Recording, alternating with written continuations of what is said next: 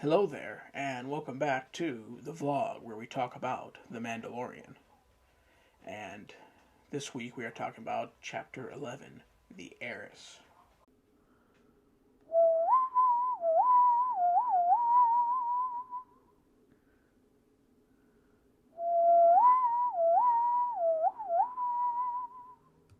So, in this week's episode, we start off with them traveling.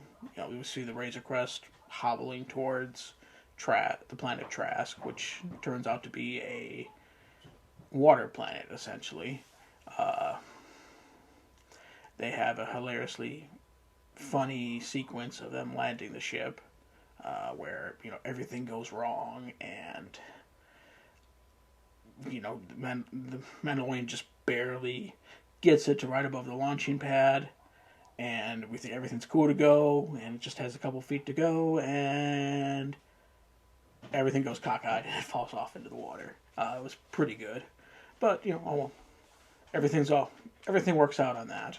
Um, and yeah, so the frog lady is reunited with her frog husband in a very, very, very, very adorable and sweet scene, like saccharine sweet.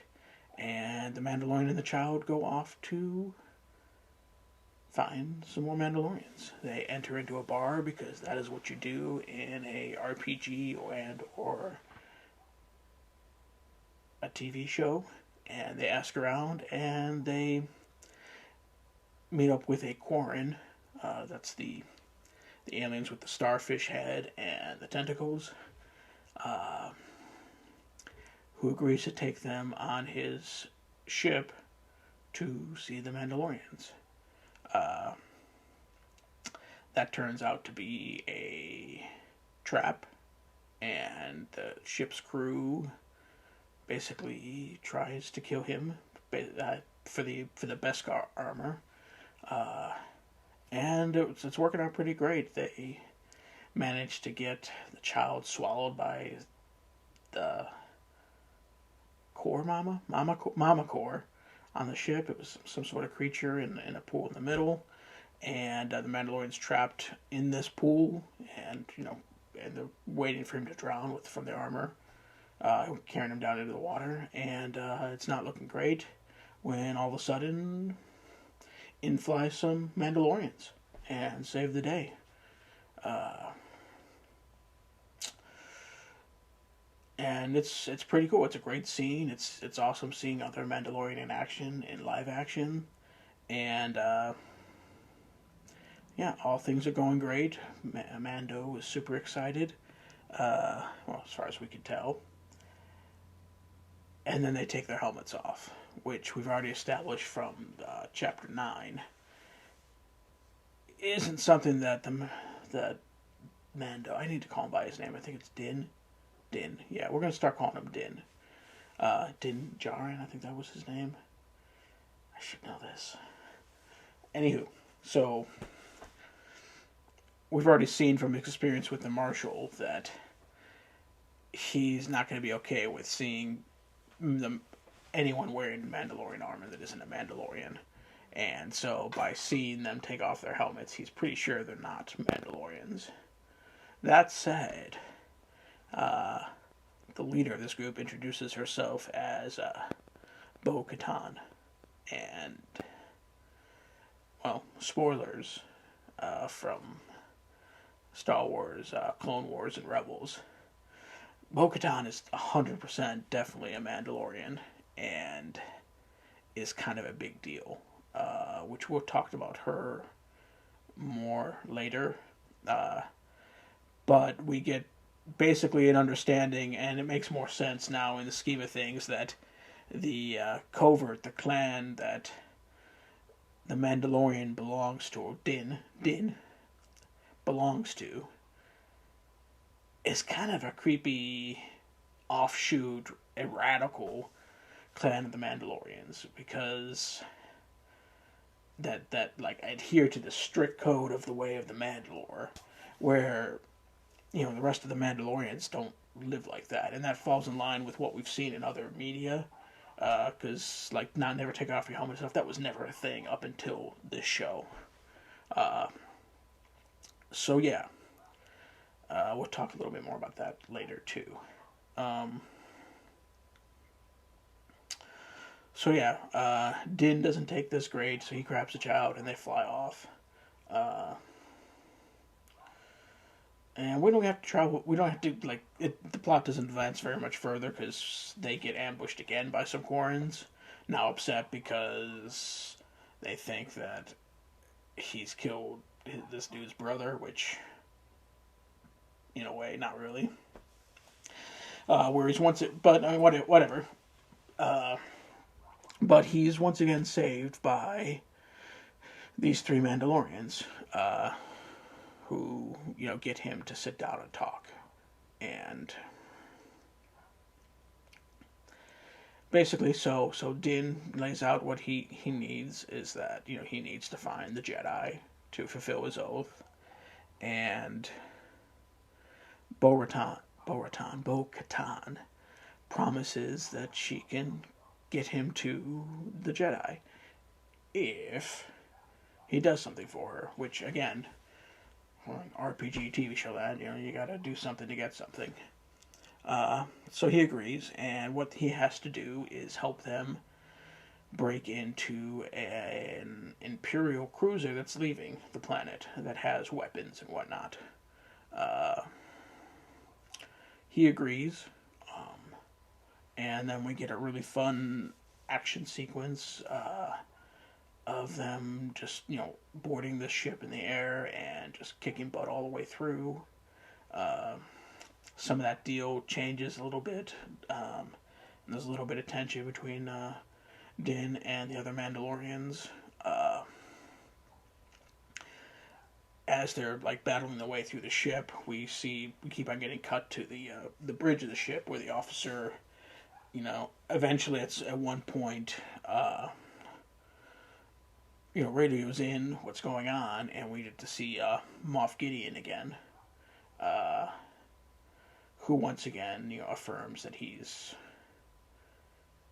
a upper tier bad guy level, which basically tells the captain that he needs to scuttle the ship, and by scuttle the ship he means he needs to crash it with them in it, to prevent it from being taken, which he goes ahead and tries to do, but they're able to get control of the ship before that happens. When they're in there, they're able to capture that captain alive, and Bo-Katan kind of starts handling him, asking about the Darksaber and Moff Gideon, and she doesn't really get any answers, and then the captain, I guess he had like some sort of poison electricity pill that he put down and he killed himself. But again, we'll talk about that a little bit more soon. And then the episode ends. Well, doesn't end. They part ways. The Mandalorians, Bo-Katan, offers a hand to Din to join them, which he refuses. He's got his quest to fulfill, and then she points him in a planet where she name drops Ahsoka Tano, which I knew was coming from spoilers, but that's awesome, and we'll get into that too soon. So yeah, that's the episode. It was a pretty good episode. It really improvement on the last episode, although I've rewatched last week's episode and I feel better about it. We get some really good plot advancement as far as seeing the Mandalorians and getting finally getting a name and direction towards the Jedi. There was a bit of hullabaloo about the child eating the Frog Lady's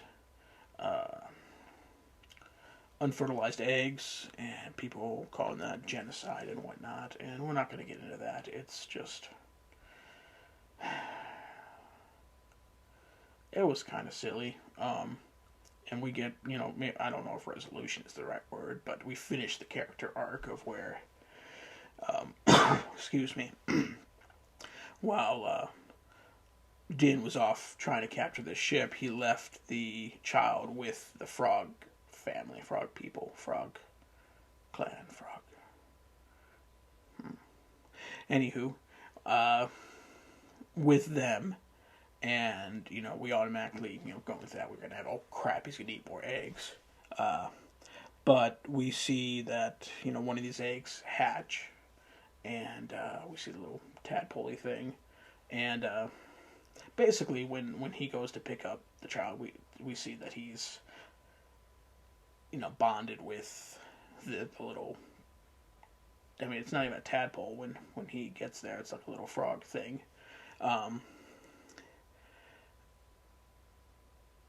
It's obvious that the child has moved on from a point of where he wants to eat these, and I think we kind of get the understanding.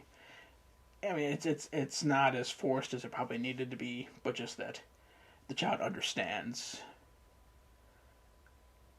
what he's done as far as like eating those eggs. Like he sees the end result, so you'd like to think that there's a lesson learned there, which is fine. I mean, that's this subtle, nuanced storytelling that works better. Anywho, so yeah, let's talk about Bo-Katan. So, Bo-Katan, who was played by Katie Sackhoff in this, who is from Battlestar Galactica fame, Starbuck. It's just awesome seeing her, kicking butt in space. And who also was the voice of Bo-Katan in the Clone Wars and Rebels.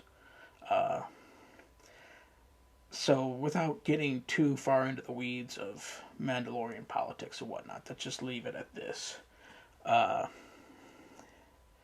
Bo-Katan is a person that, if there ever was a person to lead the Mandalorians, it would be her. Her lineage, her family, her position.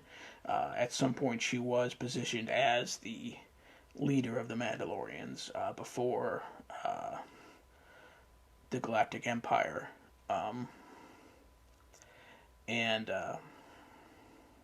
after really, because I think that was verified in Rebels. Anyway, when we last saw her, she was holding the Darksaber, which is indicative of the Mandalore, the person that leads the Mandalorians. And if you remember, the Darksaber is what Moff Gideon used to cut himself out of his TIE fighter in Chapter 8. So somehow he has the Darksaber, and that explains why Bo-Katan is so, was pretty much asking, her question was, where's Moff Gideon? Where's the Darksaber? Because she needs that to get her. I mean, she needs that to be recognized as the leader of the Mandalorians. So I mean, it's a big deal, and I hope that this is a plot point further into the season, maybe an end game for the show. I don't know, but like I said, she's a big deal. You have to trust me on this. And then we get to talk about my current favorite character in the Star Wars series, and that is Ahsoka Tano. And again, you have to be familiar with her. You have to be vaguely familiar with the Clone Wars cartoons and Star Wars Rebels. And we'll keep it short with her as well. Ahsoka Tano is Anakin Skywalker's Padawan apprentice.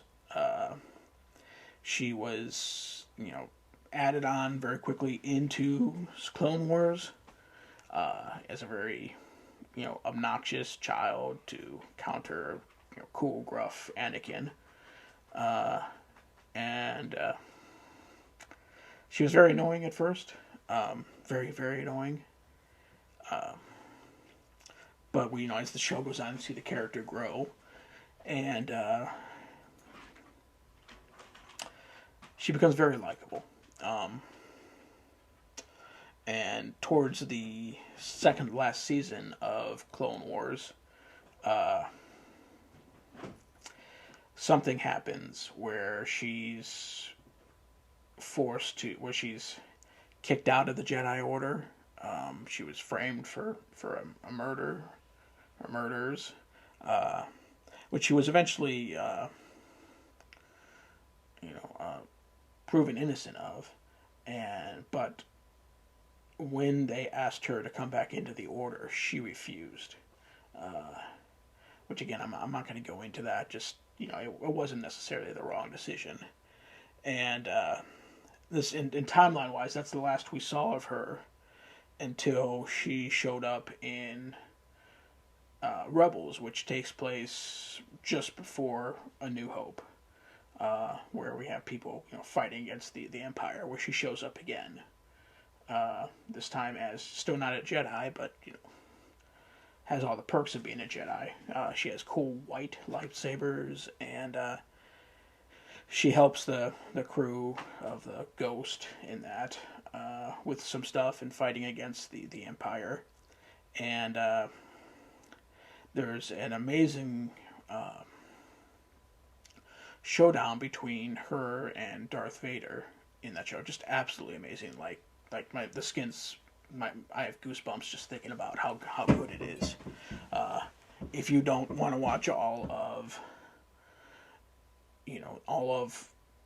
the Rebels, which is an okay show, gosh, just look up YouTubes of that encounter. It's just tremendous. And in this encounter, she's suspected for a long time who Darth Vader was. And she gets confirmation in this, and it's just a very satisfying. Satisfying isn't the right word. It's a cathartic encounter that, at the time, seemed to end with Ahsoka dying off screen. Through some timey-wimey stuff, that's shown not to be the case. And long story short, Ahsoka is alive by the time at the end of Rebels, which the last episode takes place just after Return of the Jedi.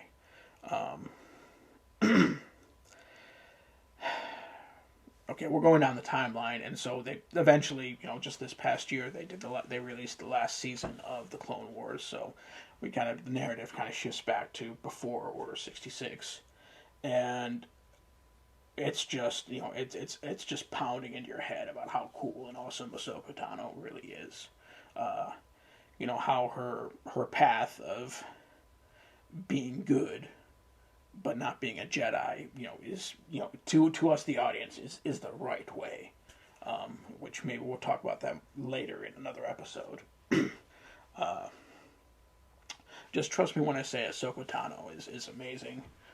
She's everything that we wanted Luke Skywalker and Rey to be. And I'm just being over the moon that we're going to see her in live action. I'm a little concerned that we're going to see also her demise in this. Because it's certainly implied that she's not living by the time of the Rise of Skywalker. So I don't know. We'll take with the good with the bad. Anywho,